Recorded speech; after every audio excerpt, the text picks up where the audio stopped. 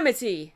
Friendship, peaceful harmony. A mutual understanding and a peaceful relationship, especially between nations. Insert incredibly inappropriate joke about Brexit here. Let's discuss the MLP episode She's All Yak, an obvious reference to the movie She's All That. I feel just like Yona from My Little Pony Friendship is Magic. you know, except for that whole Yak. thing. This episode starts with Twilight Sparkle announcing a dance where anyone of any species can come along. How fitting for Princess Smile and Wave to find another event that is an annual tradition that has never actually happened in the 8 seasons prior, but whatever, and use it to force yet another Friendship is Magic lesson onto the students of the school. The event itself at its core is a pony ball, and some of the other species, especially the young students, are a little apprehensive, none more so than Yona the yak. Sandbar asks Yona if she could go to the dance with him and be his pony pal. I hereby fully endorse this romantic relationship. Was that my OVD rum? Oh, look over there! A distraction! I personally like how this interspecies relationship isn't the main topic of the episode. In fact, it's treated as more of a footnote. I wonder if this will be developed further. Personally, it would be nice to see same-gender couples before interspecies couples, but whatever, MLP. Yona doesn't want to let Sandbar down, so she seeks advice from Rarity, a character who devotes most of her time to making a good impression and knows how stressful keeping a good reputation and making a good impression can be. It's nice to see Yona seek out the advice instead of, being forced to change, which is usually the go-to plot device in these Pygmalion type stories. Movies like My Fair Lady, She's All That, Pretty Women, blah blah blah. Big mistake. Big. Huge.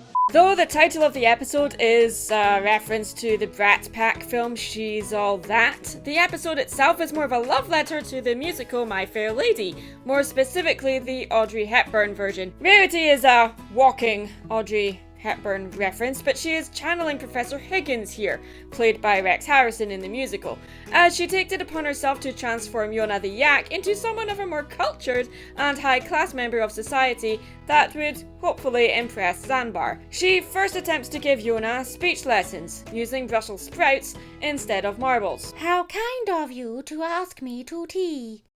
Okay, it's off a granny to hear me or for a wee drama. What? Oh, sorry, I slipped into my Doric tongue. Pygmalion is a play named after the Greek mythological figure who sculpted a woman out of clay that was so perfect to him he summoned Aphrodite to make him a woman just like the clay statue. Moved by his show of emotion, Aphrodite brought the statue to life. The play, though, was more about someone either being forced to change to fit into a certain class of society, or changing themselves to please someone else they have feelings for. This episode is not about class, but more about culture division, represented by the various species that attend the school.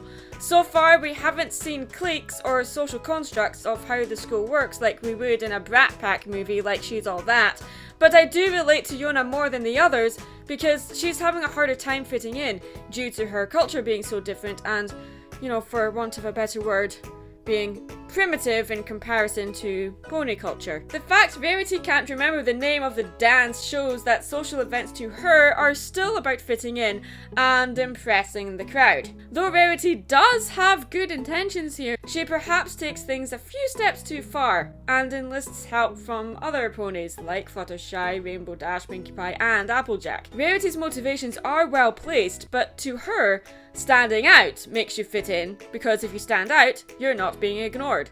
Yona, though, doesn't want to stand out, she simply wants to fit in. The most important part of the ball to Yona is having a pony pal, and that is Sandbar. But to Rarity, the most important thing is the dancing. Fluttershy teaches her a dance using a dance chart and step-by-step instructions that seem simple, but difficult for Yona to process. Rainbow Dash's teaching technique is more about just going with your gut, which causes Yona to be reckless and careless, so that doesn't work either. Something tells me Yona is more of a mosh pit girl than a ballroom dancer. Pinkie Pie tries to teach Yona how to bake, but because baking is second nature to her, she does a demonstration that's so quick, Yona can't really tell what she's doing. And Pinkie Pie naively thinks Yona will also find it second nature to her too, but instead she just makes a mess. Applejack has the best approach as she keeps things easy and simple, allowing Yona to do her own thing, But again, Yona is too heavy-hooved and just makes a mess. Probably too many cooks in the kitchen kind of situation here for Yona. With a few tweaks and patience and a lot of hard work, Yona does learn the ropes, but she also forgets her own culture and personality in the process, which was what Sandbar liked about her in the first place.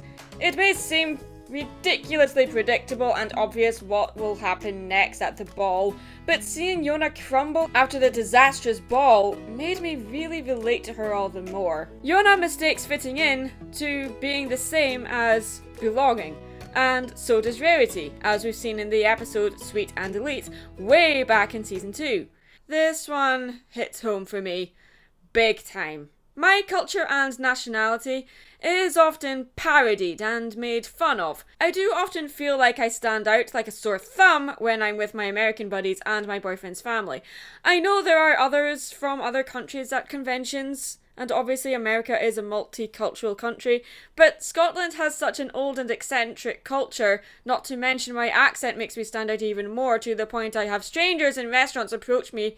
I find it very difficult to fit in when it comes to social gatherings, like a dance or a convention. But I also feel like I stand out when I'm at home, because I am so nerdy and I get excited about things that very few people I know seem to really care about. Or the conversations are always about things I can't relate to, because I'm not a parent yet. It's a difficult balancing act for me to know what is appropriate for certain events and situations, but also knowing what makes me comfortable, so I don't come off as false or inauthentic. So yeah, this episode got to me. Yeah, Yona annoyed me from the start in this show.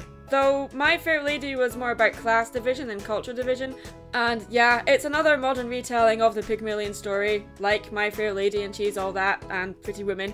But this episode is much more about culture, and perhaps a little also about species division as well. The whole episode was adorable and simple, regardless of how complicated the themes are that it's dealing with. It's episodes like this where MLP really shines. I hope more episodes in Season 9 focus on each of the students individually, instead of as a whole group. Perhaps an episode devoted to Silverstream and her love of art? Please? It's impressionism! I'm Mad Munchkin. Stay creative.